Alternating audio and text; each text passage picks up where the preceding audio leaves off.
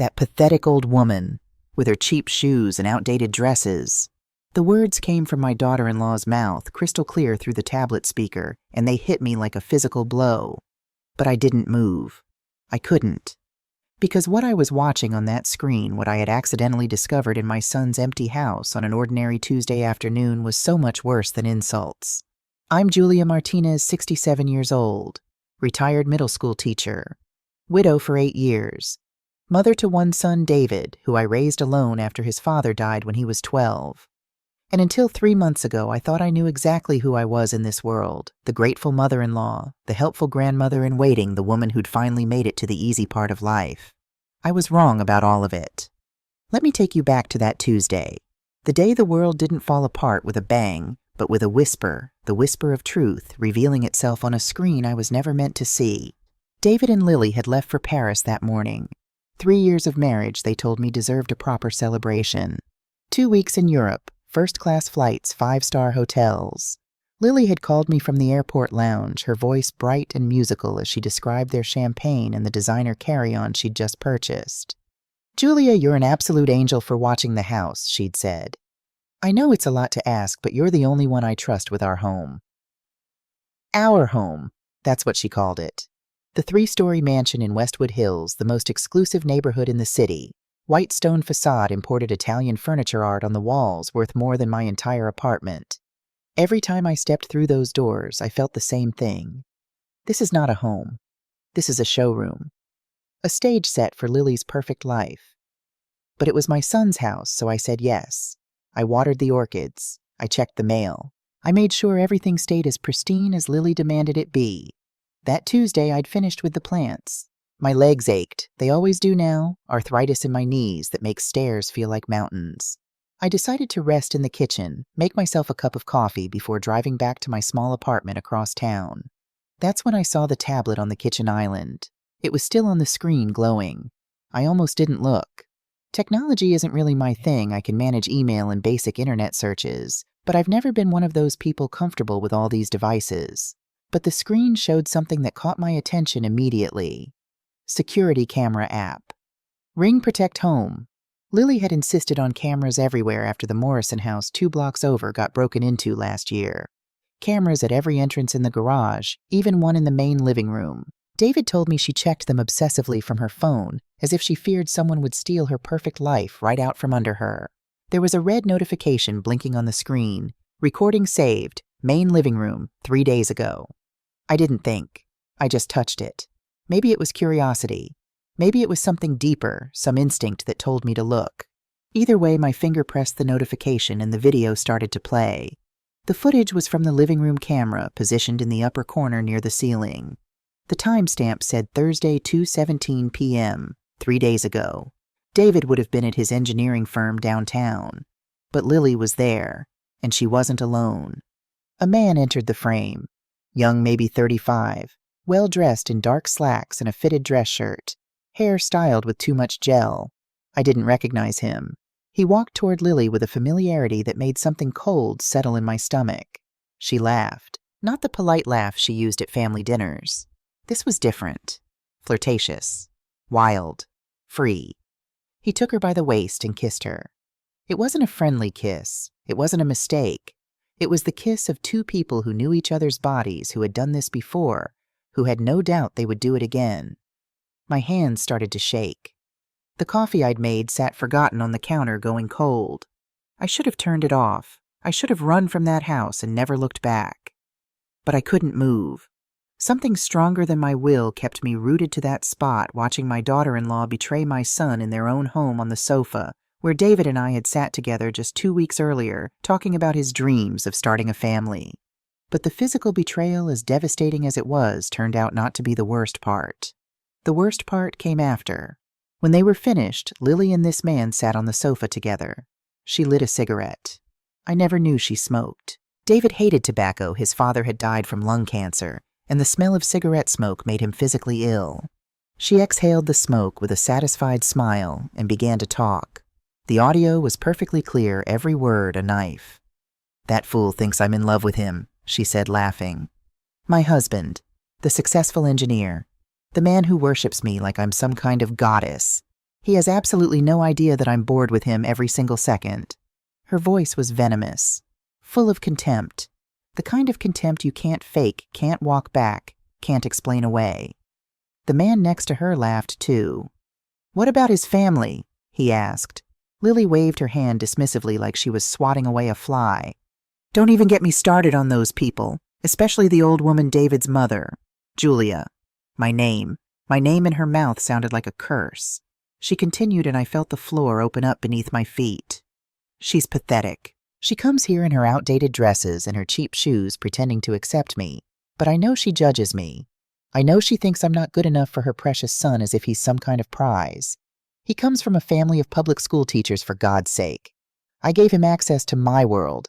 He should be grateful to me, and so should she." The man laughed harder. "So what's your plan?" Lily stubbed out the cigarette in an ashtray I'd never seen in that house. When she spoke again, her voice was cold, calculated, the voice of someone who had thought this through carefully. "I keep being the perfect wife. I keep smiling at family dinners. I keep posting pictures of our wonderful life on Instagram. And when I'm completely tired of it, when I've squeezed everything I need from this situation, I leave with half of everything he has." She paused, and what she said next made my blood freeze. "Oh, and here's the best part," she said, her smile widening. "I'm 8 weeks pregnant." The man's eyes widened. "David's," Lily laughed, actually laughed. "God, no, it's yours, obviously. But David doesn't know that. He'll never know that. This baby is my insurance policy. I'll make him think it's his. Bind him to me for at least 5 more years. By then, his firm will be worth even more. Then I file for divorce with child support that'll set me up for life. That stupid old woman and her son won't even see it coming." The screen went black. The video was over. But I was still there, standing in that immaculate kitchen with its marble countertops and designer appliances, feeling something inside me break and rebuild itself at the same time. I didn't cry. Tears would have been a luxury I couldn't afford at that moment. What I felt was something much deeper, much more dangerous. A cold rage, an absolute clarity, a will of steel. Lily had called me pathetic, a stupid old woman. She had planned not just to destroy my son's marriage, but to trap him with a child that wasn't his, to squeeze him financially for years, then walk away with a fortune while he raised another man's baby, never knowing the truth. She thought she was smarter than all of us. She thought she'd get away with it. She was wrong. I forced myself to move. My hands were steadier now. The initial shock had passed, replaced by something colder, something that felt almost like calm. I picked up the tablet and navigated back to the main security app screen. There were more notifications, more saved videos. My heart pounded as I opened them one by one. There were 6 recordings in total spanning the last 2 months, all during weekday afternoons when David would have been at work, all in that living room, all with the same man. The first video was dated 7 weeks ago. Lily and this man clearly not their first time together, comfortable with each other, intimate in a way that spoke of practice of routine. In another video from 5 weeks ago, they talked about their arrangement. The man asked if she felt guilty. "Guilty?" Lily had laughed. "Why would I feel guilty? David gets to show off his beautiful wife to his colleagues. He gets to pretend he married up, that he's part of the elite now. This is transactional, and I'm just making sure I get the better end of the deal." But it was the video from 2 weeks ago that revealed the pregnancy conversation. "Are you sure it's mine?" the man had asked, and there was something in his voice, uncertainty, maybe fear. "Positive," Lily had replied. "I'm very careful about timing. David and I haven't, well, let's just say I've been too tired for the past 3 months. When I tell him I'm pregnant in a few weeks, he'll do the math and think it happened before our Paris trip. He'll be thrilled. He's been talking about starting a family for a year now." The man shifted uncomfortably. "And you're really going to go through with this?" "Let him think it's his kid." Lily's smile was sharp. "It's the perfect plan. A baby gives me leverage for years. Child support, custody arrangements, all of it tilted in my favor because I'll be the primary caregiver. By the time the kid is school age, I'll have enough money to disappear to wherever I want. Maybe Provence. I've always loved the south of France." "What about the kid? What about it?" Lily shrugged. "David will be a decent father. Better than my own father was, anyway. The child will have a good life, just not with both biological parents. People do it all the time." The casual cruelty of it took my breath away. Not just the betrayal of my son, but the coldness with which she discussed bringing a child into this web of lies. A baby who would be used as a pawn, a financial tool, a means to an end. I sat down heavily in one of the kitchen chairs. My chest felt tight. I'm not a young woman anymore 8 years ago when my husband Robert died. The doctor warned me about stress and my heart. But this was beyond stress. This was discovering that everything you thought you knew about your family was built on sand.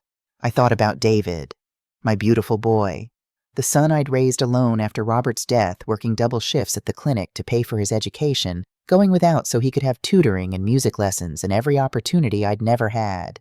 He'd grown into such a good man, kind, honest, successful, yes, but not because he'd married into money, because he'd earned it through his own intelligence and hard work.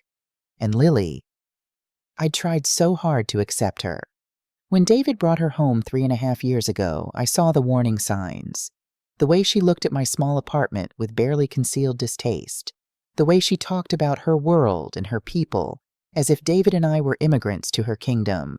The comments about my clothes, my furniture, my life choices. But David loved her. He looked at her like she hung the moon. And I hoped that I was wrong. That maybe I was just being overprotective. That maybe this was what it felt like to have a daughter-in-law from a different background, and I needed to adjust my expectations. I was a fool. No, that's what Lily wanted me to think. That I was the fool. The stupid old woman who didn't understand the modern world, who should be grateful that her son had married someone so beautiful, so sophisticated, so far above his station. But I wasn't a fool. I was a woman who had raised a child alone, who had worked in underfunded schools for 30 years fighting for resources and respect. Who had negotiated hospital bills when my husband was dying, who had stood up to administrators and insurance companies and budget committees. I knew how to fight. I'd just forgotten somewhere along the way that I was allowed to. Not anymore. I took out my phone, an older model, nothing fancy, but it worked. I'd learned enough technology for this. I opened the tablet's security app settings and found the option to download videos. One by one, I saved them to my phone. Then I went to my email and sent them to myself, creating a backup. Finally, I found a USB drive in the kitchen drawer. Lily had a whole container of them, probably used for her social media content, and transferred the files there, too. 3 copies. Phone, email, USB drive. I wasn't taking any chances. When I was done, I carefully deleted the download history from the tablet. I cleared any sign that I'd accessed these videos. I left the tablet exactly where I'd found it, screen still glowing with the security app open. I finished watering the plants. I locked up the house. I drove home to my apartment in silence. The whole drive I didn't turn on the radio. I didn't call anyone. I just thought about what I'd seen, what I'd heard, and what it meant. By the time I pulled into my parking spot, I had made a decision. I wasn't going to tell David. Not yet. Not like this. Because if I showed him those videos right now while he was in Paris with her, it would destroy him. He'd confront her, she'd cry and manipulate and lie. She might even convince him the videos were edited, that I was jealous, that I wanted to break them up, because I couldn't accept him being happy with someone from a higher social class. And the pregnancy. If I told him now, before she'd even announced it, she could claim I was making it up. That I was trying to poison him against her. That the stress of the accusation had caused a miscarriage that never happened. No, this had to be handled differently. This had to be done in a way that left no room for doubt, no space for manipulation, no possibility of her talking her way out of it. I needed a plan, a perfect plan, one that would expose Lily for exactly who she was in a way she could never deny, never explain away, never recover from. And I had 3 months to create it. The hardest part wasn't planning. The hardest part was pretending. For the next 2 weeks, I had to become someone I'd never been before, a liar. Every time my phone rang and it was Lily calling from Paris, I had to smile and say how wonderful it all sounded. Every time David sent me photos of them at the Louvre or having wine at a sidewalk cafe, I had to text back heart emojis and tell him how happy I was for them. I had to swallow every hateful word I wanted to scream. I had to bury the rage so deep that no one, especially Lily, could see it. The night they returned from Paris, they invited me to dinner at the mansion. Lily had prepared an elaborate meal with dishes she'd learned to make at a cooking class in the Marais. French onion soup, coq au vin, a tarte tatin for dessert. Wine that cost more than my monthly grocery budget. Everything perfect. everything calculated to impress. I sat at that table in the formal dining room surrounded by art and elegance and money, and I watched Lily perform, because that's what it was, a performance. She touched David's hand at exactly the right moments. She laughed at his stories with practiced warmth.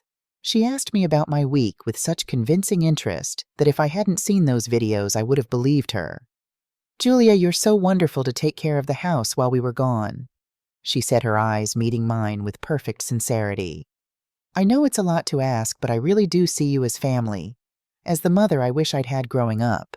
The lie was so smooth, so effortless, that I almost admired the skill of it. Almost. "It's my pleasure," I replied, matching her smile. "Anything for David." She poured more wine, her movements graceful. "You know, I've been thinking, we should spend more time together, just the two of us. Maybe lunch next week. There's this wonderful new restaurant in Soho I've been dying to try." "That sounds lovely," I said, even as my stomach turned.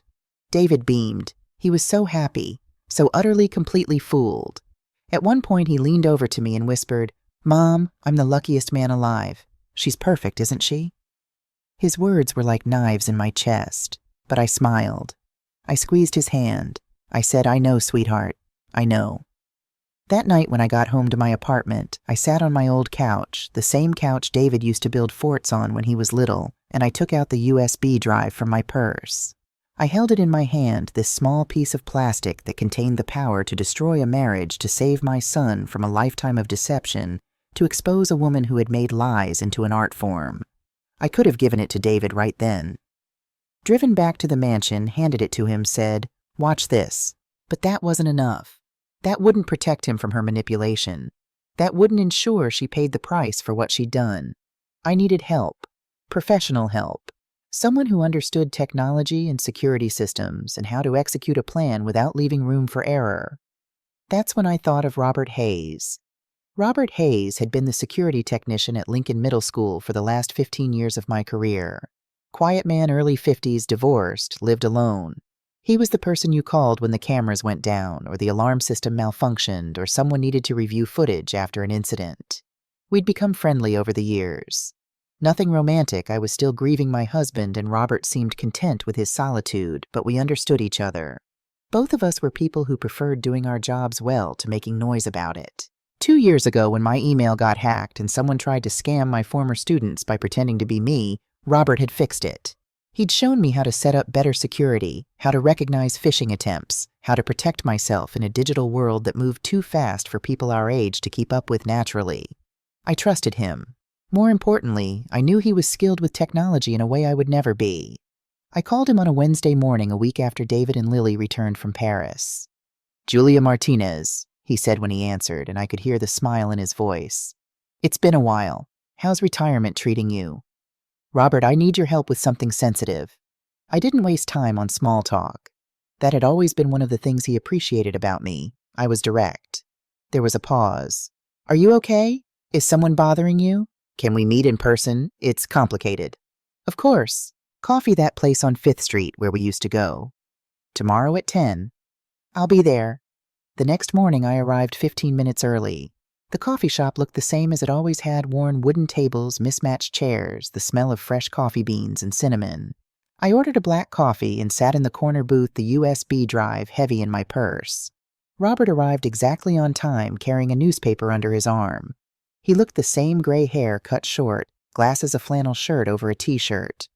Practical, unassuming, the kind of man you'd never notice in a crowd, which was probably why he was so good at his job. He ordered his coffee and sat across from me. "All right, Julia, what's going on?" I didn't ease into it. I took out my phone, opened the video app, and handed it to him. "Watch this." His expression changed as the video played, from curious to confused to serious. He watched without saying a word. When it finished, he looked up at me. "Your son's wife, my daughter-in-law." "Jesus, Julia." He handed the phone back. "I'm sorry you had to see that. There's more." I told him about the other videos, about the pregnancy, about Lily's plan to trap David for years and then take half of everything in a divorce. Robert leaned back in his chair, jaw tight. "That woman is a snake. Yes, and I need your help to expose her." "What do you need?" I explained what I had in mind. It wasn't fully formed yet, just the kernel of an idea, but Robert listened, asked questions, started to fill in the technical details I didn't understand. That's when he told me about the party. Your son mentioned it when I ran into him at the hardware store last month, Robert said. Lily's 30th birthday. Big celebration. She's planning something at that event hall downtown Metropolitan, I think, the expensive one. My heart started beating faster. How big? He said over 200 people. All her family, their friends' business contacts. She's hiring a professional event coordinator, apparently. Really going all out. Is there more? Robert nodded. She's having a video made. Some kind of documentary about her life. 15 minutes long. About her accomplishments, her marriage, how perfect everything is. She wants it played on the big screens at the party. Your son asked me if I knew anyone who could check the projection system beforehand, make sure it'll run smoothly. I felt all the pieces click into place in my mind. The party, the video, 200 people, giant screens, the perfect moment for Lily to shine in front of everyone who mattered to her, and the perfect moment for me to destroy her. Can you help me switch the video? I asked. Robert studied me for a long moment. His eyes were serious, weighing something. Finally, he spoke. If we do this, it has to be perfect. If anything goes wrong, Lily will know someone sabotaged her, and you could end up in legal trouble. Are you sure you want to take that risk? I'm sure. Why not just show your son the videos privately? Because she'll manipulate him. She'll cry, she'll lie, she'll find a way to make herself the victim. But if 200 people see the truth, if her parents, her friends, her social circle all witness exactly who she is, there's no talking her way out of it. No second chances. No do-overs. Robert was quiet for another moment. Then he nodded slowly. All right, I'll help you. But Julia, this is going to change everything. Your son's life. Your relationship with him. Are you prepared for that? I thought about David. About the baby Lily was carrying that wasn't his. About the years of deception she had planned. About how she'd called me pathetic, stupid, worthless. Yes, I said. I'm prepared. Over the next 3 weeks, Robert and I met 5 more times. Always at different places. Coffee shops, the park, once in the public library. We kept it discreet. We planned every detail. Robert showed me how the projection system would work, what kind of file format we'd need, how to make the switch without anyone noticing. He taught me about flash drives and file names and metadata. We practiced scenarios planned for contingencies. Meanwhile, I kept playing my part. I went to lunch with Lily at her fancy Soho restaurant. I smiled when she showed me fabric samples for the party decorations. I nodded sympathetically when she complained about how stressful party planning was. And then 2 weeks before the party, Lily invited me to her house for tea. I should have known something was coming when Lily called on that Tuesday afternoon. Her voice was sweeter than usual, almost syrupy. Julia, can you come by the house tomorrow? Around 3, I want to ask you a favor. My stomach tightened, but my voice stayed calm. Of course, dear. Is everything all right? Oh, everything's wonderful. I just need to discuss something with you in person. The next day, I drove to the mansion. My hands were steady on the wheel now. I'd gotten good at hiding my feelings, at keeping my face neutral, even when my heart was pounding. Lily answered the door in white linen pants and a silk blouse the color of champagne. Even at home, she looked like she was posing for a magazine shoot. Come in, come in. She air-kissed my cheeks, a habit she'd picked up in Paris, apparently. I made us tea. That lavender blend you said you liked. I'd never said I liked lavender tea. I actually found it too perfumed. But I smiled and followed her to the sunroom. We sat in wicker chairs with cream cushions surrounded by windows that overlooked the perfectly manicured garden. Lily poured the tea with practiced grace. So, she said, settling into her chair, I wanted to talk to you about the party. It's going to be beautiful, I said. You've worked so hard on it. She smiled, pleased. Thank you. You know it really means a lot to have your support. I know we got off to a rocky start when David and I first got together, but I feel like we've really bonded over the past year. We hadn't.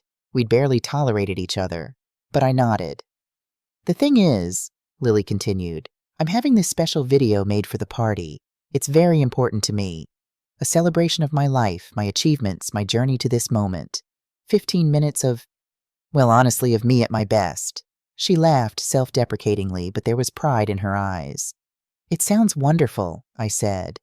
The thing is, I need someone I trust to handle something crucial on the night of the party. The video will be on a flash drive, and I need someone to give it to the audiovisual technician. Make sure it gets loaded into the system correctly. Make sure it plays at exactly the right moment right after I cut the cake. My heart nearly stopped.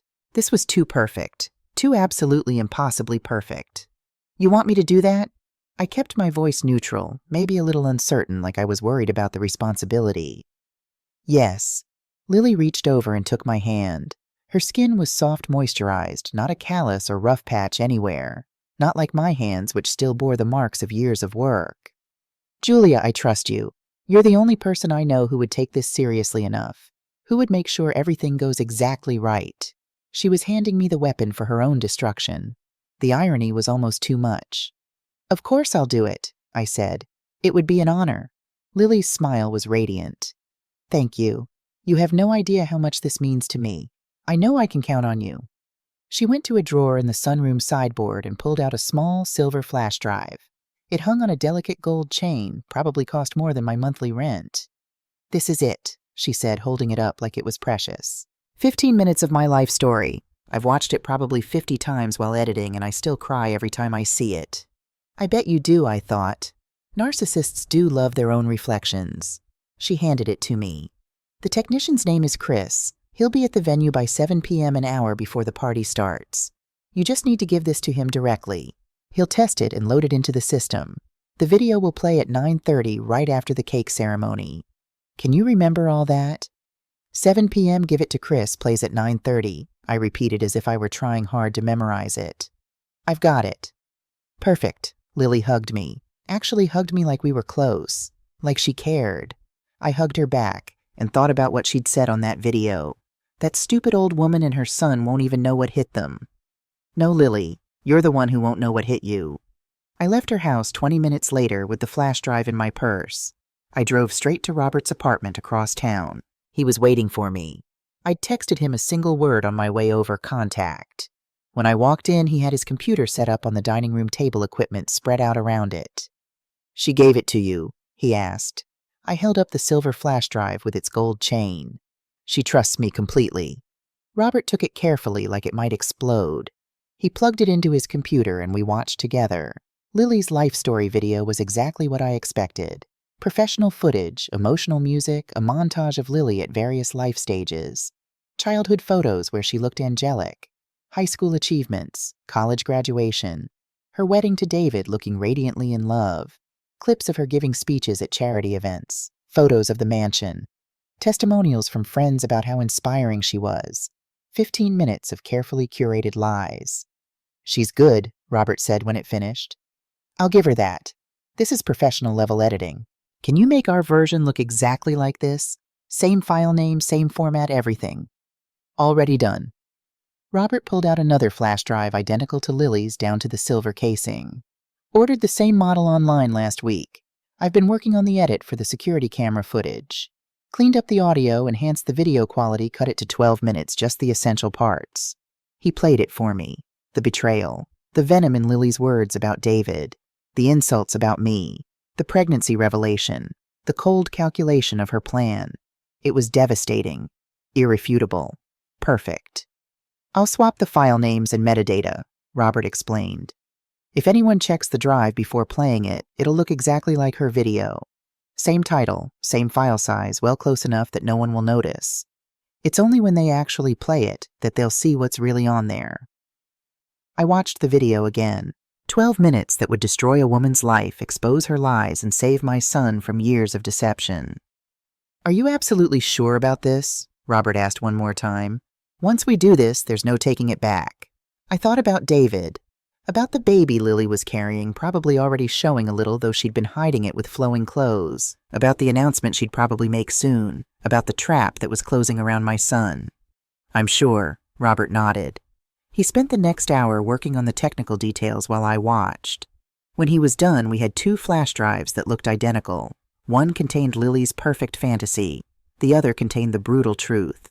You'll need to make the switch the day of the party, Robert said. Keep both drives somewhere safe until then. The original you'll keep as backup. The fake is what you'll give to the technician. He handed me both drives. Julia, I want you to understand something. What we're doing, it's not illegal exactly. These are your son's security cameras capturing things happening in his own house. But Lily could still try to sue for invasion of privacy or something. And when this goes down, a lot of people are going to be hurt. Not just Lily. Your son, her parents, their friends. It's going to be brutal. I know. And there's something else you should know. Robert hesitated, looking uncomfortable for the first time since we'd started planning this. What? The man in the videos. I did some digging, ran his face through image search, checked social media. His name is Marcus Webb. He's a personal trainer at that high-end gym in Midtown. Never married, no kids. Has a reputation as, well, as someone who gets involved with wealthy married women. Does Lily pay him? I don't think so. From what I can tell, he genuinely believes they have a relationship. He doesn't know about the pregnancy plan or any of it. He's just a guy who thinks he's having an affair with a beautiful woman. I absorbed this information. So Marcus was another one of Lily's victims in a way. She'd used him, planned to use his child as leverage against my son, and would probably discard him without a second thought once her plan was complete. Thank you for finding that out, I said. Robert walked me to the door. 1 week from Saturday. Are you ready? I've never been more ready for anything in my life. I drove home with both flash drives in my purse. That night I hid them in my bedroom drawer beneath the few pieces of good jewelry I owned: my wedding ring from Robert, the pearl necklace that had been my mother's, a silver bracelet David gave me when he graduated college. I slept better that night than I had in weeks, because the path was set. The pieces were in place. And in exactly 8 days, Lily Morrison's perfect world was going to come crashing down in the most public, most devastating, most irrevocable way possible. And she had handed me the weapon herself. Saturday morning arrived with a sky so clear it felt like a mockery. One of those perfect early autumn days where the sun shines without being harsh, where the air has that crystalline quality that makes everything seem sharper, more vivid. A perfect day for a celebration. A perfect day for a revelation. I woke at 5:47 a.m., 3 minutes before my alarm. I'd barely slept, not from nerves, but from anticipation. The kind of alertness you feel before something momentous, when your body knows that everything is about to change. I lay in bed for a moment, staring at my bedroom ceiling. The same ceiling I'd stared at for 8 years since Robert died and left me alone in this small apartment. The same ceiling I'd looked at when David was a baby, crying with colic while I tried to figure out how to soothe him. The same ceiling I'd contemplated when my husband was dying, and I didn't know how I'd survive. But I had survived. Every single time I'd survived. And today I was going to save my son. I got up slowly, my knees protested as they always did in the morning, and made my way to the kitchen. Coffee first. Always coffee first. While it brewed, I opened the drawer where I'd hidden the flash drives. 2 silver drives, identical twins. I picked up each one, feeling their weight in my palm. Such small things. Such enormous power. The fake drive, the one containing Lily's perfect fantasy, I put in a small zippered pouch. The real drive, the one with the security camera footage, I transferred to a different pouch, identical to the first. I'd practiced this swap a dozen times with Robert. Muscle memory. No room for error. I checked my phone. 3 messages from David sent late last night. Mom, you're still coming at 7 to give the video to the tech guy, right? Lily's a little nervous. She really wants this to be perfect. Love you. See you tonight. I typed back. Of course, sweetheart, I'll be there. Love you too. If only he knew what perfect was about to mean. At 10 a.m., my phone rang. David again. Mom, hey, just wanted to confirm you have the flash drive safe. Right here in my purse, I said. Not a lie, I had both drives. Great, Lily's been asking about it every hour. You know how she gets. He laughed affectionately, and I heard the love in his voice. Still so blind, still so trusting. How is she feeling? I asked, keeping my voice light. She's been kind of tired lately. Probably just the stress of party planning. And... He paused, and I could hear the smile in his voice. Mom, we're going to make an announcement tonight, after the video plays. We wanted to tell you first, but Lily insisted we announce it to everyone at the same time. My chest tightened. What kind of announcement, honey? We're pregnant. Lily's about 10 weeks along. We found out 2 weeks ago, but we've been keeping it secret. We're going to tell everyone tonight. Isn't that amazing? 10 weeks, not 8 weeks like she told Marcus in the video. She'd already adjusted her timeline, making sure the dates would match up with when she and David were supposedly intimate. "That's wonderful, David," I managed. "I'm so happy for you. You're going to be a grandmother. I know you've been waiting for this." I had been. Just not like this. Not with a lie wrapped in deception, wrapped in betrayal. "I can't wait," I said, and it was true. I couldn't wait for this nightmare to end. We talked for a few more minutes. David was so excited, so full of joy about the baby and the party, and his perfect life with his perfect wife. Every word was another knife in my heart. When we hung up, I sat on my couch for a long time, just breathing. In and out. Steady. My friend Sarah called at noon. "Julia, it's today, isn't it?" Sarah Chen had been my teaching colleague for 20 years before we both retired. She was the only person besides Robert who knew what I was planning. I'd needed to tell someone, needed a witness to my intentions, someone who could testify that I wasn't acting out of spite or jealousy, but out of love. "It's today," I confirmed. "How are you feeling?" "Calm. Is that strange?" "No," Sarah said. "You've thought about this for months. You've planned every detail. You know it's the right thing to do." "David just told me Lily's going to announce the pregnancy tonight." Sarah was quiet for a moment. "Oh, Julia, that poor boy. That's why I'm doing this. If I don't stop this now, she'll trap him for years. He'll raise another man's child never knowing. She'll take half his money in the divorce, and she'll laugh about it. I know. I'm not questioning your decision. I wish you didn't have to be the one to do it. There's no one else. I'm his mother. This is what mothers do." We talked for another half hour. Sarah reminded me to eat something. I hadn't had anything except coffee. She offered to come over to be there when I got ready, but I declined. I needed to do this alone. At 3 p.m., I took a shower. I washed my hair, dried it carefully, put on a little makeup, not too much, just enough to look put together. I wanted to look dignified, respectable. I wanted everyone at that party to see a woman who had every right to be there, who had done nothing wrong. I chose my dress carefully, a wine-colored sheath dress with 3/4 sleeves. It was my nicest dress, the one I'd worn to David's college graduation. Elegant but understated. I paired it with low-heeled shoes. I needed to be comfortable to be able to stand for hours if necessary. My mother's pearl necklace. Small gold earrings. I looked at myself in the mirror. A 67-year-old woman with gray-streaked brown hair, lines around my eyes, age spots on my hands. Not young, not wealthy, not powerful by any conventional measure. But I had something Lily didn't have. I had the truth. And tonight the truth was going to speak louder than all her beauty and money and carefully curated lies.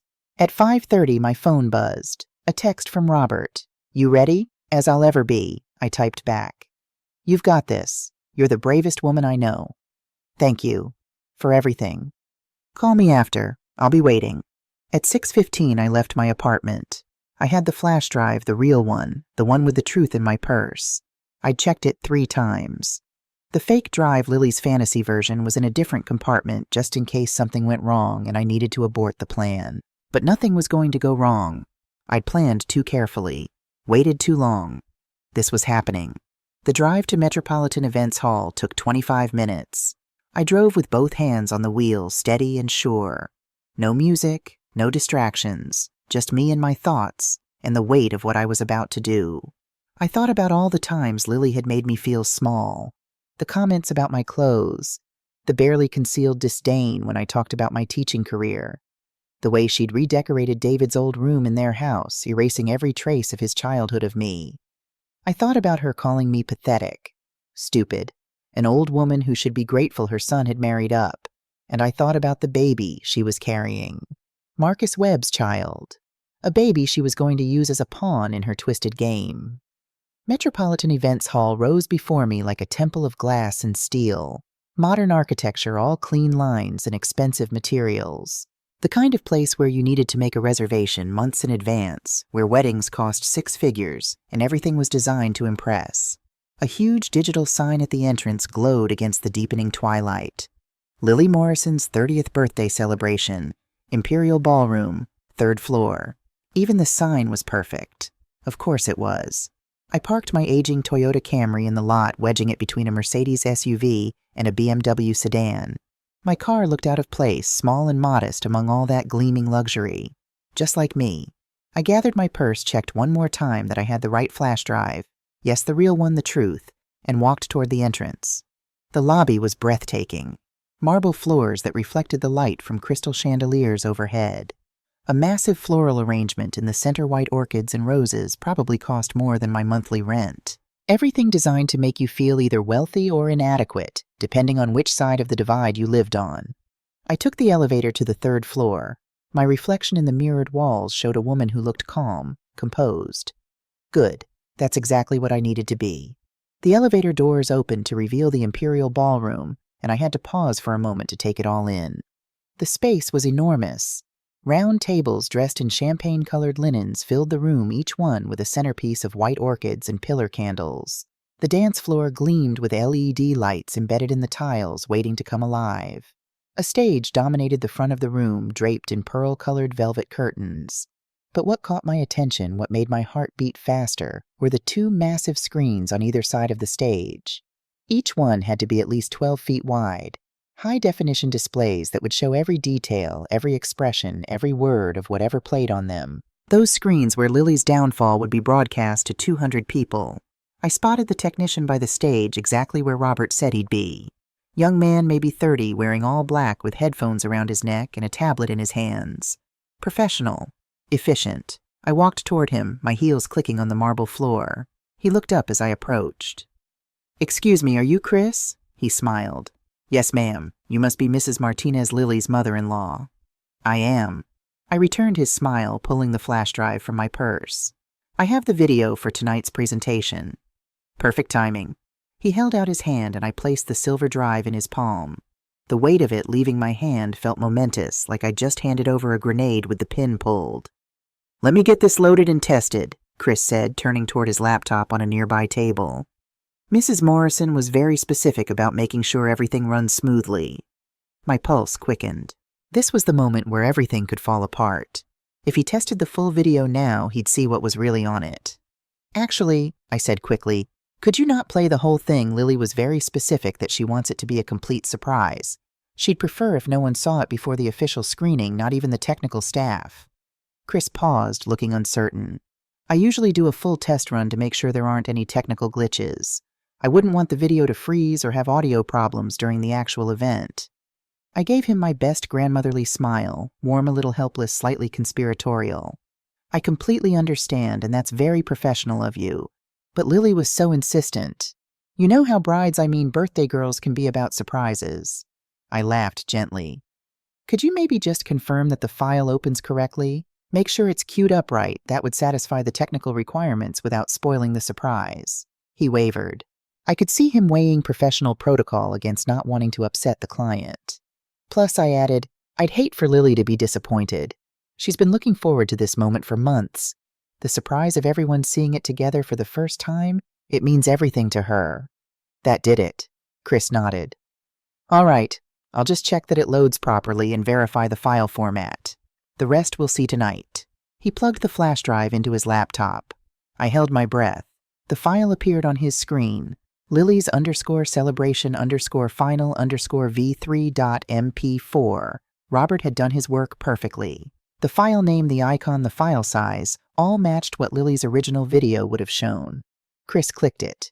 The video player opened. For 5 seconds, the opening title sequence played professional graphics, Lily's name in elegant script, soft music. Robert had copied this exactly from her original. Chris nodded, satisfied. "Perfect. Everything looks good. I've got it scheduled to play at 9:30 sharp, right after the cake-cutting ceremony." "Thank you so much," I said, and I meant it. He had no idea what he'd just agreed to help me do.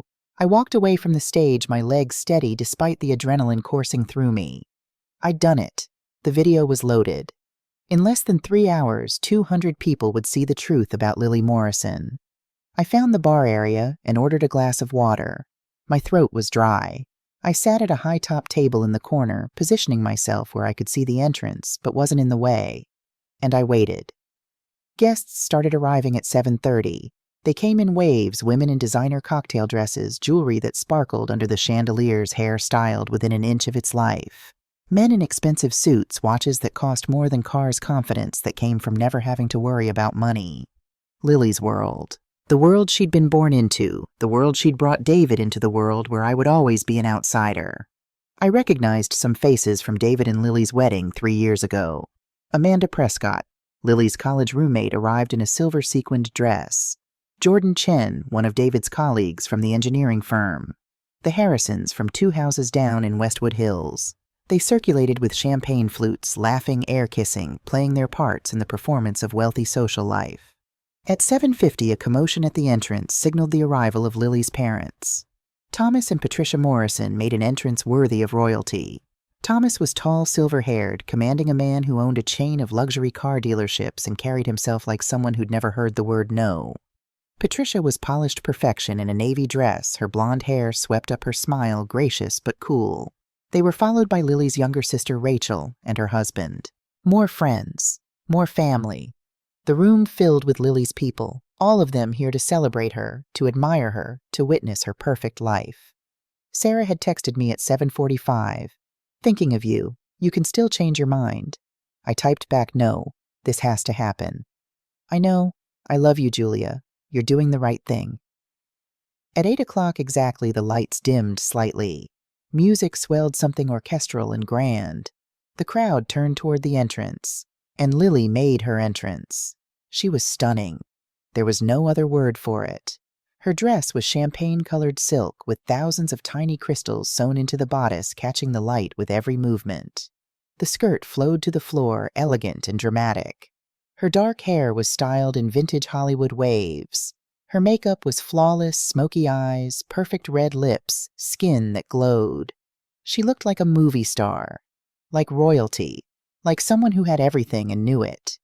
Beside her, David looked handsome in his black tuxedo. But more than that, he looked happy, utterly, completely in love. He held Lily's hand like it was precious, like she was the most valuable thing in his world. My heart broke a little seeing him like that, knowing what was coming. Behind them, Patricia Morrison dabbed at her eyes with a handkerchief, overcome with pride. Thomas beamed. This was their daughter, their beautiful, successful daughter, who'd married well and was living the dream they'd always wanted for her. They had no idea. None of them had any idea. The music shifted to something romantic, and David led Lily to the center of the dance floor. The crowd parted, forming a circle around them. They began to waltz, and I watched my son gaze at his wife with absolute adoration while she smiled that perfect smile, playing her part beautifully. Everyone applauded. Someone whistled. Patricia Morrison pressed her handkerchief to her lips, emotional. I stood by my column in the corner, invisible to most of the room. Just David's mother, the woman from the modest background, the widow who'd raised him alone, the stupid old woman.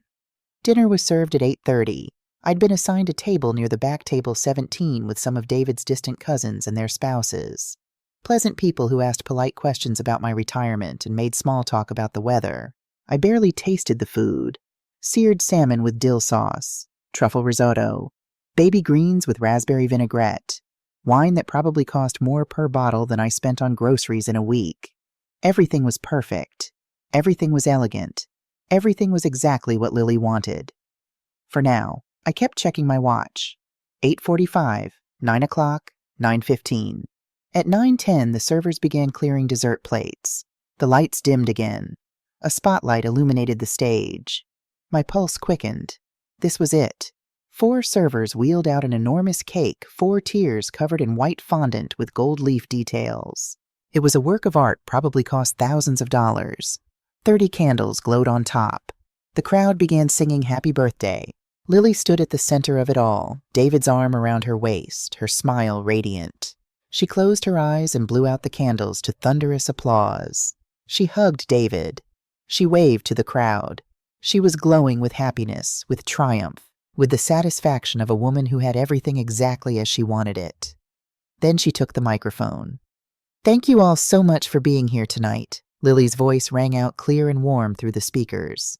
This means absolutely everything to me. Having all of you here, my family, my friends, the people who've shaped my life, it's more than I ever dreamed of. The crowd applauded. Patricia Morrison had tears streaming down her face. I know birthday speeches can be boring, Lily continued with a self-deprecating laugh. So I'm going to keep this short. I just want to say that I'm so grateful for this beautiful life I've built. For my amazing parents who gave me every opportunity. She gestured to Thomas and Patricia, who waved. For my incredible husband David, who loves me more than I deserve. She kissed David's cheek, and he blushed, pleased. More applause. Someone whistled. And I have a special surprise for all of you. Lily said, her eyes sparkling. I've put together a little video, a collection of moments from my life, my journey to this point. I hope you'll enjoy watching it as much as I enjoyed creating it. She paused and her hand moved to her stomach, a gesture so subtle most people probably didn't notice. But I did. And, she added, her voice catching with emotion, David and I have some wonderful news to share with you after the video. So please sit back, relax, and I hope this brings you as much joy as my life has brought me. She handed the microphone back to the MC and returned to the head table, settling into her seat with David's arm around her shoulders. She was practically vibrating with anticipation. The lights went out completely. The room fell silent. 200 people turning their attention to the massive screens flanking the stage. I gripped the edge of my table. This was it. No turning back now. Chris, the technician, pressed play. For the first 5 seconds, everything was exactly as it should be. The opening title sequence appeared on the giant screen's elegant professional. Lily Morrison, a celebration of life in flowing script over a backdrop of soft pastels. Gentle piano music played. Lily squeezed David's hand. I could see her profile from where I sat. She was smiling, excited to see her carefully curated life story projected for everyone to admire. The title sequence faded, and then the living room appeared. Not a montage of happy childhood photos, not Lily's high school graduation or college achievements, but the living room of David and Lily's house filmed from the security camera angle in the upper corner. The timestamp in the corner read, Thursday, July 18th, 2:17 p.m. For a moment there was confusion. People shifted in their seats. Murmurs rippled through the crowd. What is this? Why are we looking at their living room? Is this part of the video, on the screens? Lily entered the frame. Not Lily from childhood photos, but present-day Lily wearing jeans and a coral blouse. Her hair down, looking casual, comfortable. And behind her, a man walked into the frame. Not David. The murmuring grew louder. Uncertainty turning to confusion. Confusion beginning to turn to understanding. I watched Lily at the head table. Her smile had frozen. Her hand dropped from David's. She leaned forward, squinting at the screens as if she couldn't quite process what she was seeing. On the massive screens in crystal clear high definition, the man put his arms around Lily.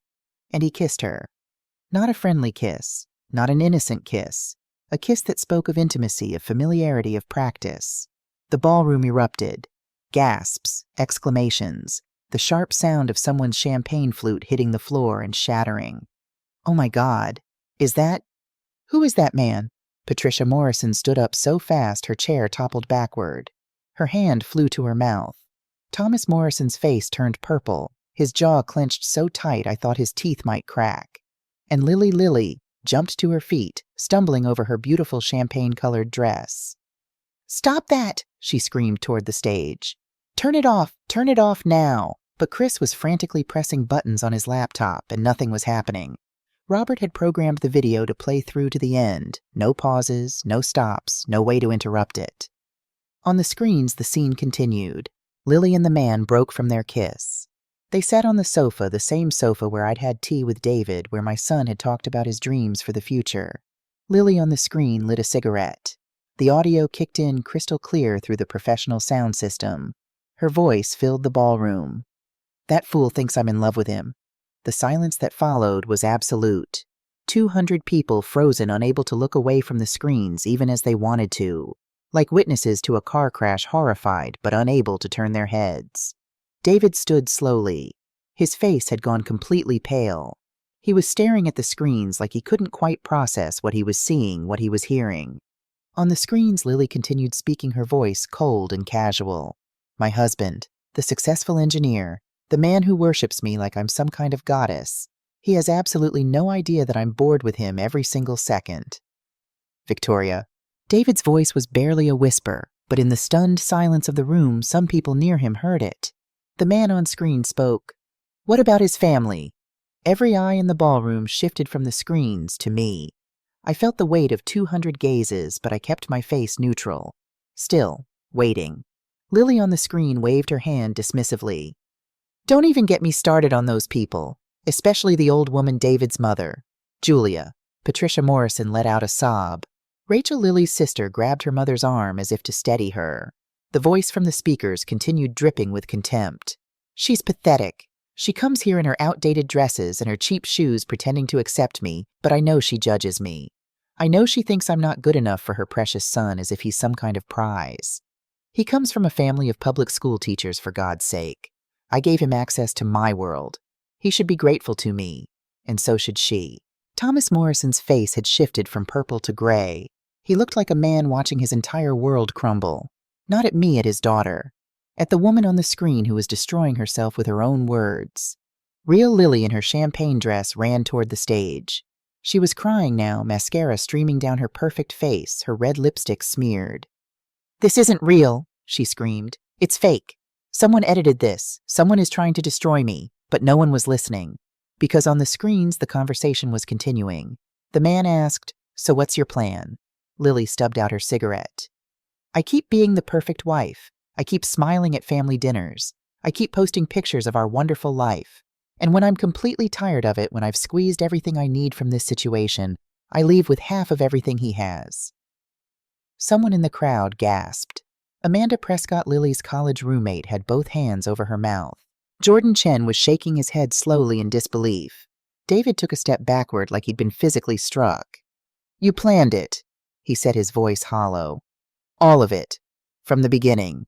But the screens weren't finished. The man on screen said, "And the baby?" My chest tightened. Here it came. The final blow. Lily on screen smiled a cold, calculated smile. "Oh, that's the best part. I'm 8 weeks pregnant." The room exploded in shocked exclamations. Patricia Morrison collapsed into her chair, her face buried in her hands. Thomas stood frozen, his fists clenched at his sides. "David's?" the man on screen asked, and Lily laughed. Actually laughed. "God, no. It's yours, obviously. But David doesn't know that. He'll never know that. This baby is my insurance policy. I'll make him think it's his. Bind him to me for at least 5 more years. By then, his firm will be worth even more. Then I file for divorce with child support that'll set me up for life." She took a drag of her cigarette and exhaled slowly. "That stupid old woman and her son won't even see it coming. That baby is my golden parachute." David made a sound something between a gasp and a sob. His hand went to his chest, and for a moment I thought he might collapse. Several people moved toward him, but he held up his hand, stopping them. The screens continued showing more footage, more conversations, more insults, more evidence of a betrayal so complete, so calculated, that there was no possible explanation, no way to spin it, no story Lily could tell that would make any of this acceptable. Some guests began moving toward the exits. They didn't want to be associated with this scandal, didn't want their names connected to this public humiliation. But most stayed unable to look away. The video played for 12 minutes total. 12 minutes that felt like hours. 12 minutes that destroyed a marriage, a reputation, a carefully constructed life built on lies. When the screens finally went black, the ballroom lights slowly came up, revealing complete chaos. Tables abandoned. Champagne glasses overturned. Lily's beautiful cake sitting untouched, the candles burned down to nothing. Lily stood in the middle of the dance floor, her $10,000 dress wrinkled, her makeup destroyed, her hair coming loose from its perfect style. She no longer looked like a movie star. She looked exactly like what she was, a liar who'd been caught, a fraud exposed. She turned to the crowd, her arms spread wide, desperate. "This is fake," she screamed again. "Someone edited those videos. This is a setup. Someone is trying to ruin me." But her voice sounded hollow, desperate, because everyone had seen her face on those screens. Everyone had heard her voice. Everyone knew. Patricia Morrison stood, her face streaked with tears and ruined makeup. "Lily," she said, her voice breaking, How could you do this? Mom, please. That man." Patricia continued, pointing at the dark screens. "Who is he? And the baby? Oh, God, the baby." Thomas Morrison finally found his voice. It came out as a roar. "Get out." Lily turned to her father, eyes wide. "Daddy, get out." Thomas's face was purple again, veins bulging in his neck. You have humiliated this family. You have humiliated yourself. You have destroyed a good man who gave you everything." He pointed toward the exit. "We're leaving. Now." Lily's eyes swept the room looking for an ally, for anyone who might believe her, who might help her. Her gaze landed on me. I stood by my column exactly where I'd been all evening, still calm, still composed. Our eyes met across the ballroom, and in that moment she understood. She knew it was me, knew I'd found the videos, knew I'd switched the flash drive, knew I'd orchestrated this entire thing. Her face transformed. The desperation turned to rage. She started walking toward me, stumbling in her heels, her dress trailing behind her. "You!" she screamed, pointing at me. "You did this? You spied on me? You stole those recordings? This was you?" The crowd parted as she advanced. Some people looked at me with curiosity, others with something like admiration. Everyone wanted to see what would happen next. Lily stopped a few feet from me, trembling with fury and humiliation. "You planned this. You switched the video. This was your revenge because you never accepted me, because you always thought I wasn't good enough for your precious son." I looked at her calmly. When I spoke, my voice was quiet, but clear enough for everyone nearby to hear. "No, Lily, this wasn't revenge. This was protection.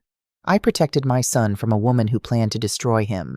And as for spying, those were your security cameras. You installed them. You brought that man into your home. You said those horrible words. I just made sure the truth came to light." Lily raised her hand as if to slap me. But before she could, David was there. He grabbed her wrist, not violently but firmly, with authority. "No," he said simply. "You've done enough." Lily turned to him, her eyes pleading now. "David, please. We can fix this. We can talk about this. I can explain." "Enough," David interrupted. His voice was different now, harder, colder. Not the voice of the man who'd walked into this party 3 hours ago in love and full of hope. This was the voice of someone who'd just had his entire world shattered and was somehow still standing. "I don't want your explanations. I don't want your excuses. I want you to leave. Get your things out of my house. Tomorrow. All of it. And then I want divorce papers." The word hung in the air. Divorce. Lily's face crumpled. "But David, our marriage, the baby—" "There is no baby," David said, and his voice cracked for the first time. "Not mine, anyway. There's nothing. Everything was a lie." Thomas Morrison appeared at his daughter's side. "Lily, we're leaving now. This is over." He took her arm, and for a moment she resisted looking back at David with desperate eyes. But Patricia joined them, and together they led their daughter toward the exit. The crowd parted like the Red Sea. Everyone watched as Lily Morrison, the birthday girl, the woman who'd planned this perfect celebration, was escorted out of her own party in disgrace, mascara running dress dragging the sound of her sobs echoing in the vast ballroom. The doors closed behind them. For a long moment, no one moved. No one spoke. The only sound was the faint music that someone had forgotten to turn off, still playing softly in the background. Then David turned to me. His eyes were red, but he wasn't crying. He was still in shock, too stunned to fully process what had just happened. "Mom," he said quietly, "it was you. You switched the video." I nodded. There was no point in denying it. "Yes, it was me." He looked at me like he was seeing me for the first time. Why like this? Why in front of everyone? Why not just tell me privately?" I took a breath. When I spoke, my voice was steady, certain. "Because if I had shown you in private, she would have found a way to manipulate you. She would have cried, made excuses, told you I was jealous or crazy. And maybe, just maybe, you would have believed her. Because you loved her. Because you wanted to believe her." David closed his eyes. A single tear finally escaped and ran down his cheek. "She didn't just cheat on you, David," I continued softly. "She planned to trap you with a baby that isn't yours. She was going to make you think you were a father, bind you to her for years, and then take half of everything you've worked for. I heard her own words. She called you a fool. She called me pathetic. And she was going to get away with all of it." He opened his eyes and looked at me. "But in front of everyone, my colleagues, her family, our friends, had to witness it," I finished. "So there would be no doubt, no room for her to deny it, no second chances. The truth needed to be so clear, so public, that there was no going back." David stood there for a long moment, processing. Around us, the remaining guests were starting to leave, talking in hushed voices, some glancing at us with sympathy, others with morbid curiosity. Then, to my surprise, David pulled me into a hug. He held me tight, and I felt his body shake with silent sobs against my shoulder. I hugged him back, this son I'd raised alone, this boy who'd grown into a man who deserved so much better than he'd gotten. "Thank you," he whispered into my hair. "I know it doesn't feel like it right now. I know it hurts so much I can barely breathe. But thank you for protecting me, for having the courage to do what I couldn't do, for loving me enough to break my heart before she could destroy my life." My own tears finally came then. After 3 months of planning, of hiding, of pretending, I finally let myself cry. We stood there in the middle of that beautiful ballroom, surrounded by the ruins of Lily's perfect party, holding each other up. Two people who'd survived loss before and would survive this too. Because that's what we did. We survived, and this time we'd survive together. Sarah Chen was waiting in the parking lot when David and I finally left Metropolitan Events Hall at 11:47 p.m. I'd texted her an hour earlier, just 2 words, "It's done." She got out of her car as we approached, taking one look at David's face and immediately understanding. She didn't ask questions, didn't demand details. She just opened her arms, and David, this grown man, this successful engineer, walked into them like a child seeking comfort. "I'll follow you both to Julia's apartment," Sarah said quietly. "No one should be alone tonight." David rode with me in silence. He stared out the window at the city lights, his hands folded in his lap, his shoulders curved inward like he was trying to make himself smaller. Every few minutes he'd take a shaky breath and I'd reach over to squeeze his hand. "I'm sorry," I said once softly. "Don't." His voice was hoarse. "Don't apologize. You did what I couldn't see needed to be done." When we got to my apartment, David collapsed onto the same sofa he'd slept on when he was little and had nightmares. Except this nightmare was real, and there was no waking up from it. Sarah made tea not because any of us really wanted it, but because having something to do with our hands helped. We sat in my small living room with its secondhand furniture and faded carpet, and the modesty of it felt right somehow. Clean, honest, real. "How did you know?" David finally asked. "How did you find out?" So I told him everything about the Tuesday afternoon 3 months ago, the tablet left on in the kitchen, the security camera footage, every word Lily had said, every detail of her plan. His face went through so many emotions, shock, hurt, rage, disbelief, grief, that I lost track of them all. But he listened without interrupting until I finished. 3 months, he said quietly. "You knew for 3 months and didn't tell me.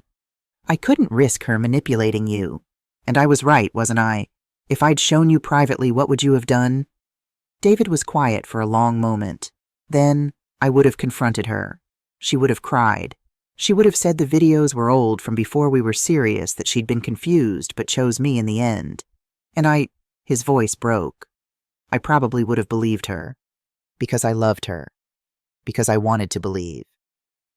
Sarah set down her tea. "Julia saved you from years of deception, David. That baby Lily's carrying, if you'd never found out you'd be raising another man's child never knowing. She'd have bled you dry financially and then left anyway." "I know." David pressed the heels of his hands against his eyes. "I know, but it still hurts.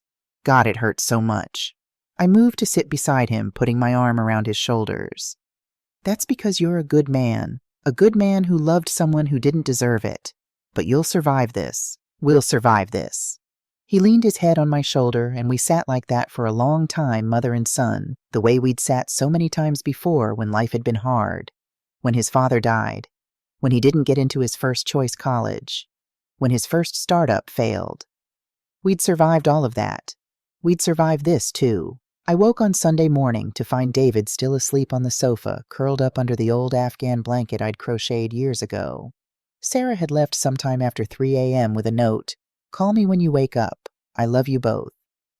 My phone had 17 missed calls and 32 text messages. Most were from numbers I didn't recognize, probably reporters or gossips who'd gotten my number somehow. But there were a few from people who mattered. Robert Hayes. I saw the news coverage. "You okay? Margaret from the school where I used to teach Julia. I don't know what happened last night, but I'm here if you need anything." And one from a number I almost didn't recognize, Patricia Morrison. The text had been sent at 4:37 a.m. "We need to talk, please."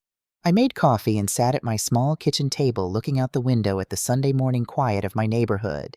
Across the street, the Johnsons were loading their car for church. 2 houses down, someone was mowing their lawn, even though it was barely 8 a.m. Normal life continuing while my world and David's had been irrevocably changed. David woke around 9:30. He looked terrible, eyes, swollen hair, disheveled, still wearing his wrinkled tuxedo shirt and dress pants. But he sat up, accepted the coffee I handed him, and asked the question I'd been dreading. "What happens now?" "Now," I said, sitting across from him, "you get through today, then tomorrow, then the day after that. One day at a time until it starts to hurt less. I need to go to the house, get my things. I can't live there anymore. You can stay here as long as you need." He looked around my tiny apartment, the place he'd grown up, the place he'd left when he could finally afford better. I forgot how small this was. "Small but honest," I said. "Every piece of furniture in here is real, no performance, no pretense." David nodded slowly. "I want to sell the house. Everything in it reminds me of her, of the lie. Then we'll sell it. But first we need to talk about the legal aspects. Divorce, the baby, all of it." His face tightened at the mention of the baby. "It's not mine." "I know, but legally you're her husband. You need a good lawyer to protect yourself." "Mom, I'm an engineer. I've made good money the last few years. The house alone is worth almost $2 million. If she gets half—" "She won't," I said firmly. "We have evidence of adultery, of fraud, of intent to commit paternity fraud. A good lawyer will make sure she gets the minimum the law requires, and maybe not even that." David was quiet for a moment. Then, "You really thought of everything, didn't you? I had 3 months to plan. I wasn't going to waste them." At 10:15, my phone rang. Patricia Morrison. I showed David the screen. He tensed. "Don't answer it." "I think I should. She's not the enemy here," I answered. "Hello, Patricia." Her voice was hoarse, like she'd been crying for hours. "Julia, we need to talk. Thomas and I, about what happened. About Lily. Please." "All right. Can we meet today? I know it's asking a lot, but where?" "There's a coffee shop on Elm Street. The Copper Kettle. Do you know it?" "I can find it." "When noon?" I looked at David. He nodded reluctantly. "I'll be there," I said. The Copper Kettle was the kind of place the Morrisons would normally never enter, small, unpretentious, with mismatched furniture and art from local students on the walls. But I suppose when your world falls apart, you stop caring about appearances. Patricia and Thomas were already there when I arrived, sitting at a corner table. They looked like they'd aged 10 years overnight. Patricia's eyes were swollen and red, her usually perfect hair pulled back in a simple ponytail. Thomas's face was gray, the confidence and authority from the party completely gone. I sat down across from them. A waitress came over, but I waved her away. This wasn't a social occasion. "Julia," Patricia began, her voice shaking. "I don't even know where to start." "Start with the truth," I said simply. Thomas cleared his throat. "We had no idea about any of it. The affair, the pregnancy, her plans." He could barely say the words. "When we raised Lily, we taught her values, integrity, respect. We never—" "You raised her to believe she was entitled to the world," I interrupted, and my voice was harder than I intended. "You gave her everything she wanted, told her she was special, that she deserved the best. And she took those lessons and twisted them into something ugly." Patricia flinched. "You're right. We spoiled her. We made her think that being beautiful and charming was enough, that she didn't have to work for things the way other people do. But we never taught her to be cruel. We never taught her to use people. Didn't you—" I looked at them both. "When David and Lily started dating, you made comments about his background, about his potential, about how he was marrying up. You made it clear that your daughter was doing him a favor by being with him." Thomas's jaw tightened. "We may have expressed concerns about the difference in their backgrounds, but that doesn't mean—" "It means you taught her that people like David, like me, were lesser, that we should be grateful to be included in your world. And she internalized that. She weaponized it." Silence fell over the table. The sounds of the coffee shop continued around us, the hiss of the espresso machine, the murmur of other conversations. But at our table there was only painful truth. "What happens to her now?" Patricia finally asked. and there were tears in her eyes. She's our daughter. We're furious with her. We're ashamed. But she's still our daughter. That's between you and her, I said. But David is filing for divorce. He's demanding a paternity test.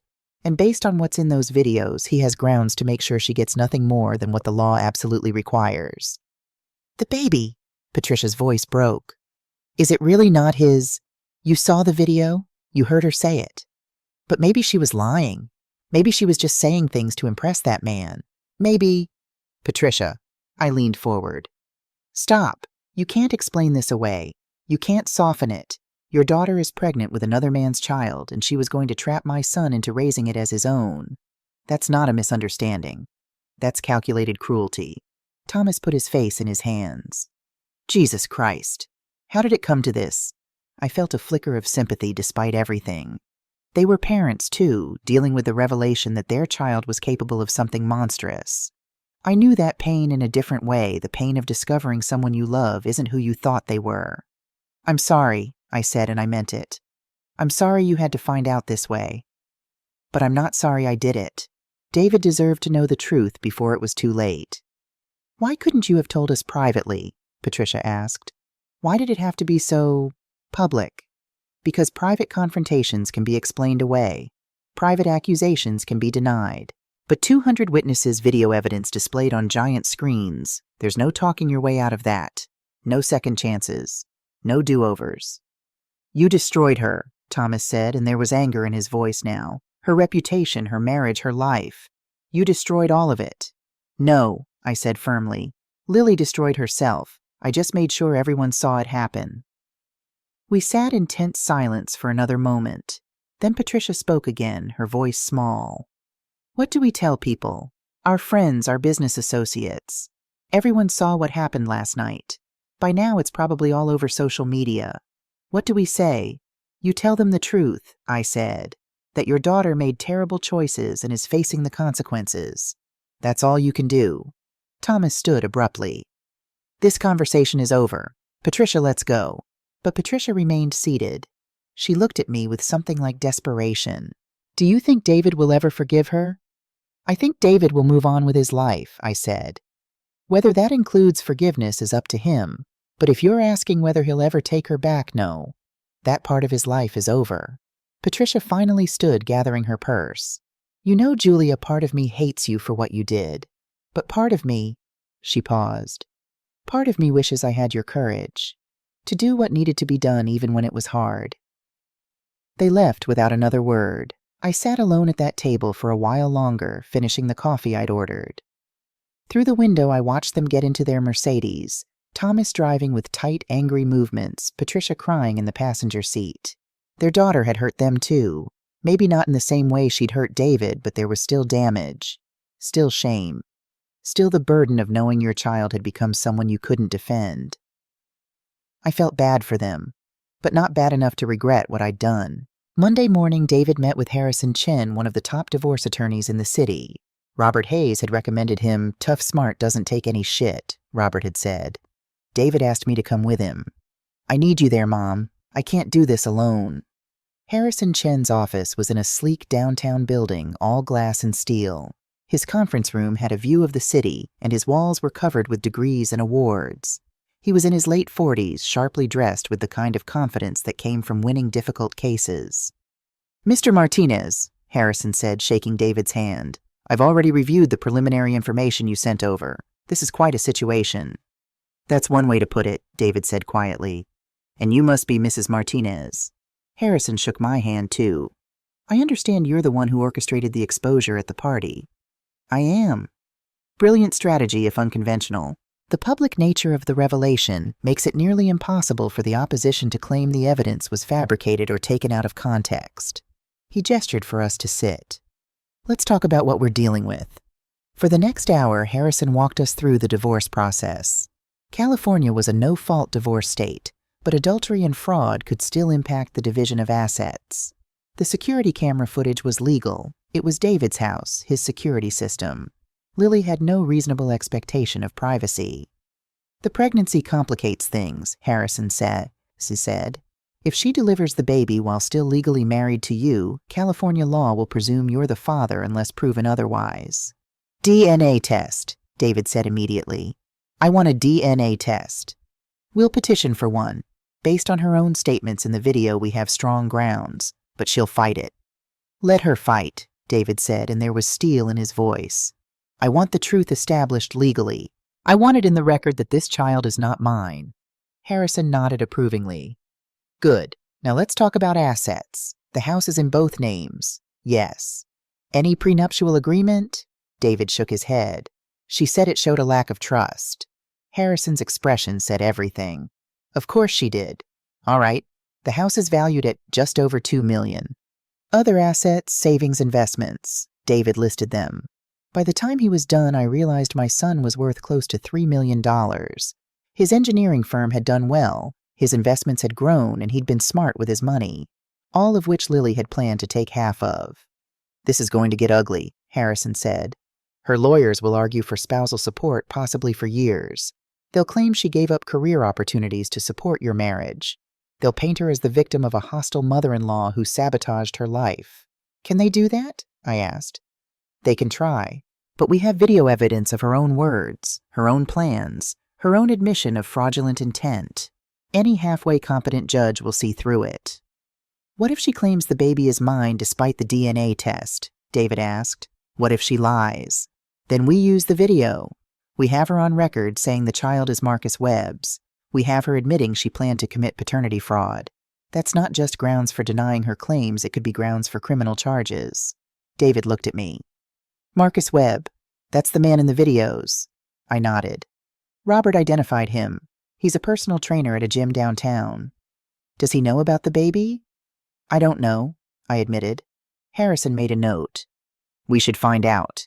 If he doesn't know, he deserves to. And if he does know, his testimony could be useful. The meeting lasted another hour.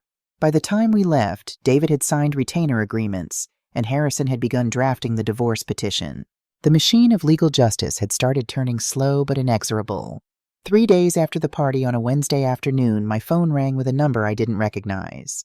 I almost didn't answer. I'd been getting calls from reporters and gossip bloggers all week. But something made me pick up. Hello? Julia, it's Lily. I froze. Her voice was different, small, broken, nothing like the confident woman I'd known, or thought I'd known. What do you want? My voice was cold. Please, just 5 minutes. I need to talk to you. I need you to understand. Understand that you're sorry that you didn't mean it, that everything you said on that video was taken out of context. No, she was crying. I could hear it in her voice. I can't explain any of it. I need you to know that I never meant for things to go this far. Everything just got out of control. Out of control? I felt anger rising in my chest. Lily, you had an affair. You got pregnant with another man's child. You planned to trap my son for years and then take half his money. Which part of that was out of your control? All of it. Her voice broke. I never meant to fall for Marcus. It just happened, and when I found out I was pregnant, I panicked. I didn't know what to do, so I made this stupid, terrible plan, and I convinced myself it would work out somehow. You called me pathetic, I said quietly. A stupid old woman. You mocked David, said he should be grateful you married him. You treated our entire family like we were beneath you. Silence. Then in a whisper, I know what I said, and I can't take any of it back. No, you can't. But please, Julia, please understand. I'm losing everything. My marriage, my reputation, my friends. My own parents barely speak to me. I have nowhere to go, no one to turn to. And this baby, she sobbed. This baby is the only thing I have left. I wanted to feel sympathy. I wanted to be the bigger person, but all I felt was cold clarity. You should have thought about that before you betrayed my son, before you planned to destroy his life, before you underestimated the stupid old woman. I destroyed my own life, Lily whispered. Not you. I did this to myself. Yes, you did. She took a shaky breath. I just want you to know that I'm sorry. For everything. I know you'll never forgive me, and I don't deserve forgiveness. But I needed to say it. I'm sorry. Lily, I said, and my voice wasn't cold anymore, just tired. I hope you learn from this. I hope this baby you're carrying gets a better mother than the woman you've been. And I hope someday you understand that the problem was never that you weren't good enough for David. The problem was that you never appreciated that he was good enough for you." I hung up before she could respond. My hands were shaking. I set the phone down on my kitchen table and stared at it for a long time. Part of me wanted to feel victorious. I'd won. Lily was suffering the consequences of her actions. Justice had been served. But I didn't feel victorious. I just felt sad. Sad that it had come to this. Sad that a marriage had ended. Sad that a baby was being born into this mess. But not sorry. Never sorry for protecting my son. 6 weeks after the party, David did something I hadn't expected. He smiled. We were having dinner at my apartment, pasta with marinara sauce garlic bread. Nothing fancy, when he told me about a woman he'd met. "Her name is Emma Wilson," he said, and there was color in his cheeks. "She's an engineer, too. Works for a renewable energy company. We met at a conference last week." "You met someone?" I tried not to sound too surprised. "Not like that. I mean, not romantically. Not yet. We just talked. About work, about life. She's different from Lily.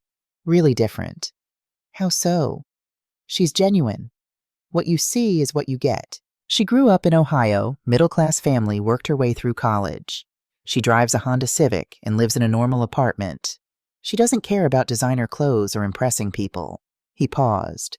And when I told her I was going through a divorce, she didn't ask for details. She just said that must be hard and changed the subject. I reached across the table and squeezed his hand. "She sounds wonderful." I asked her to coffee next week. Just coffee. I'm not ready for anything more than friendship right now. But it felt good to talk to someone who doesn't know about the scandal, who doesn't look at me with pity or curiosity. "Did you tell her how you found out about Lily?" David smiled slightly. "I told her my mother is the most badass woman I've ever met. She said she'd like to meet you someday." 2 weeks later, David brought Emma to dinner at my apartment. She was exactly as he'd described, genuine, warm, unpretentious. She wore jeans and a simple green sweater. She complimented my cooking, even though it was just meatloaf and mashed potatoes. She asked about my teaching career with real interest, not the polite pretense Lily had always shown. And when she looked at David, it was with kindness and respect, not calculation. We talked for hours. About renewable energy and teaching and the challenges of being women in STEM fields for her and education for me. About our favorite books and our least favorite politicians and whether cats or dogs made better pets. It was easy, comfortable, real. After she left, David helped me wash dishes. "So," he asked, "what do you think?" I said carefully that she's lovely. "But more importantly, what do you think?" "I think I'm not ready to fall in love again. Not yet. But I think maybe someday, when I've healed more, when I can trust again." "She can wait," I said. The good ones always can. The divorce hearing was scheduled for 3 months after the party. By then, Lily was 6 months pregnant, showing clearly despite her attempts to hide it with flowing clothes. The courtroom was smaller than I expected. Not the grand chambers from TV shows, but a practical room with fluorescent lights and worn furniture. Harrison Chen sat beside David at one table. Lily's lawyer, a sharp-featured woman named Rebecca Stone, sat beside Lily at another. I was in the gallery along with a handful of others. Patricia Morrison was there, sitting alone. Thomas had refused to come, apparently still too angry to face the situation. The judge was a no-nonsense woman in her 60s named Judge Catherine Walsh. She'd reviewed all the evidence beforehand, including the security camera footage. "Let's be clear from the start," Judge Walsh said, looking over her reading glasses at both parties. "I've seen the videos. I've read the depositions. This is one of the more cut-and-dried cases of marital fraud I've encountered in my 20 years on the bench." Rebecca Stone stood. "Your Honor, my client maintains that the videos were taken without her knowledge or consent, violating her privacy. In her husband's house on his security cameras while engaging in adultery." Judge Walsh's tone was dry. "Counselor, let's not waste the court's time. The videos are admissible. They show clear evidence of adultery and intent to commit paternity fraud. Now let's move to the petition for DNA testing." David's lawyer stood. "Your Honor, Mr. Martinez is requesting a court-ordered paternity test for the child Mrs. Morrison is currently carrying. In the videos, Mrs. Morrison clearly states that the child is not her husband's, but rather belongs to her affair partner, Marcus Webb.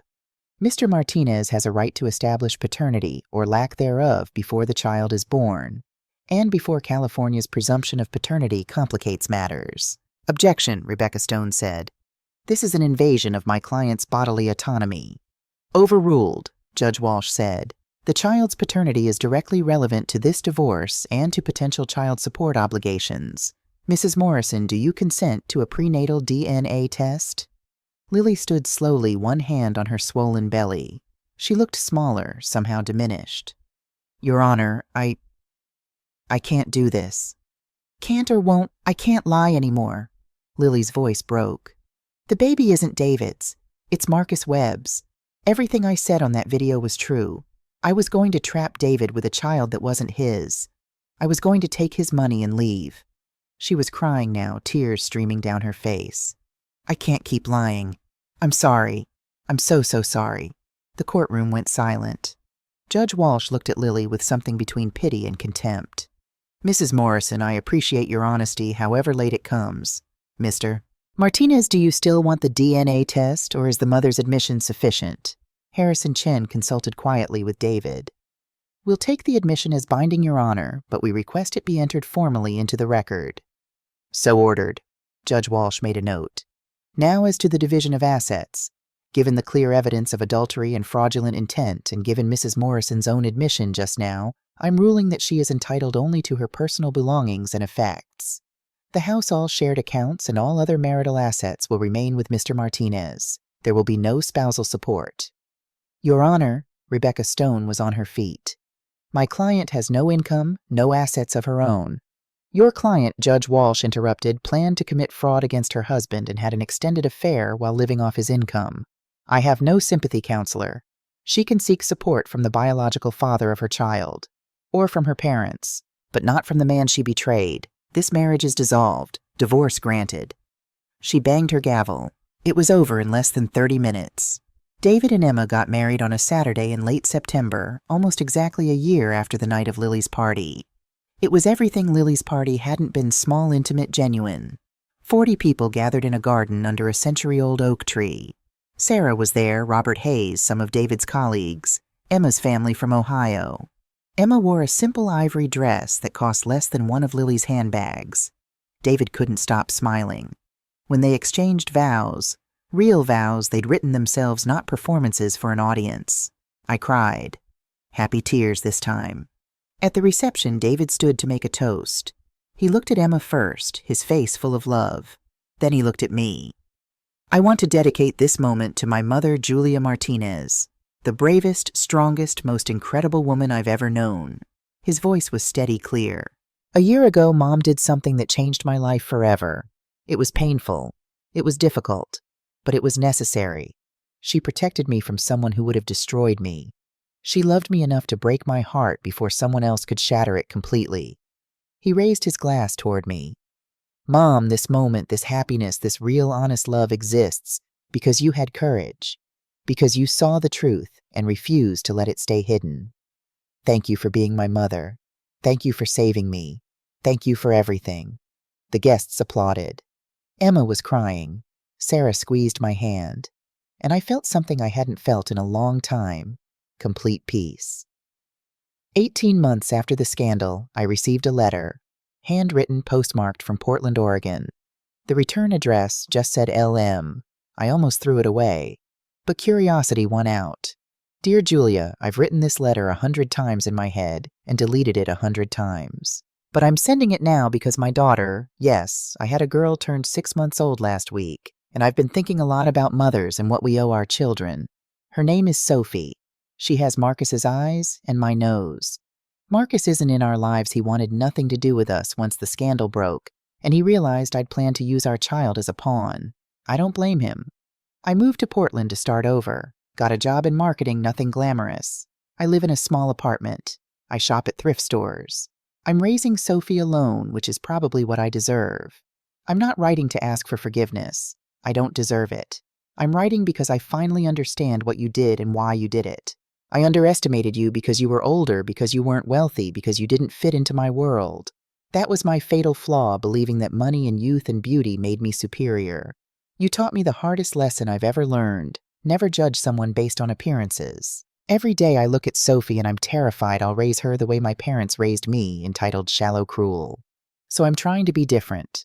Trying to teach her that kindness matters more than beauty, that honesty matters more than image, that people's worth isn't measured by their bank accounts. I hope David is happy. He deserves happiness. You both do. I'm not asking you to respond to this letter. I just needed you to know that you were right about everything, and that somewhere in Oregon, a former spoiled socialite is trying very hard to become the kind of mother her daughter deserves. Thank you for seeing me clearly, even when I couldn't see myself. Lily, I read the letter 3 times. Then I folded it carefully and put it in my desk drawer. I didn't write back. Some chapters needed to end in silence, but I hoped for Sophie's sake that Lily meant what she'd written, that she was learning, that she was becoming better. Every child deserves that chance. 2 years after the night, I switched that flash drive. I'm sitting in Emma and David's backyard watching my grandson, yes, grandson born 6 months ago, sleep in his bassinet under the shade of their patio umbrella. His name is Robert, after his great-grandfather and after the man who helped me save his father's life. He has David's nose and Emma's calm disposition. David brings me lemonade and sits beside me. What are you thinking about, Mom? About how far we've come. About how much has changed. Do you ever regret it, the way you exposed Lily? I consider the question seriously. No, I regret that it was necessary. I regret that you were hurt, but I don't regret protecting you. Emma joins us bringing the baby monitor, even though Robert is sleeping right there. She's the kind of mother who checks everything twice, who reads all the parenting books, who loves with her whole heart. She's perfect for David, and he knows it. You know what I learned through all of this, David says quietly. That real love isn't about grand gestures or perfect moments. It's about showing up. It's about doing the hard things. It's about protecting the people you love, even when it costs you something. He looks at me. You showed me what that looks like, Mom. You taught me that love isn't always soft. Sometimes it's steel. Sometimes it's making the hard choice because it's the right choice. Little Robert stirs in his sleep, making those small noises babies make. Emma reaches over to adjust his blanket, and David watches her with so much love it makes my heart ache in the best way. This is what I fought for. This moment. This peace. This honest, real, beautiful life. Sarah stops by later with dinner. She does this every Sunday now. We eat on the patio while the sun sets, and we talk about everything and nothing. Books we're reading. Politics. Whether the Johnsons down the street are really getting divorced or if it's just neighborhood gossip. Normal life. Boring, beautiful, honest, normal life. As I'm leaving, David walks me to my car. Mom, I never asked. What made you think of switching the video? How did you come up with that plan? I smile.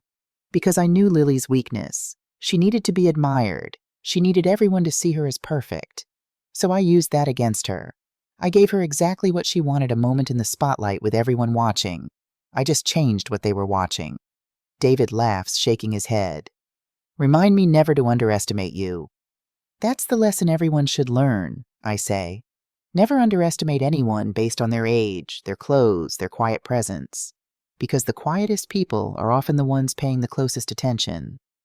I drive home to my apartment, the same small apartment I've lived in for years. I could afford better now. David has made sure I'm financially secure, but I like it here. It's honest. It's real. It's mine. That night I sit by my window with a cup of tea and think about everything that's happened.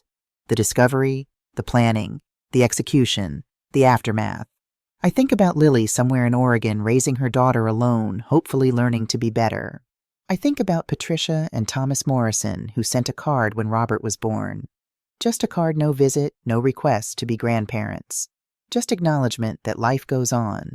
I think about David and Emma and baby Robert and the life they're building together on a foundation of truth. And I think about myself. Julia Martinez, 69 years old now. Retired teacher, widow, mother, grandmother. The woman who switched a flash drive and changed everything. People sometimes ask me if I would do it again, knowing the pain it would cause. And I always give the same answer, in a heartbeat. Because mothers protect their children. We walk through fire so they don't have to.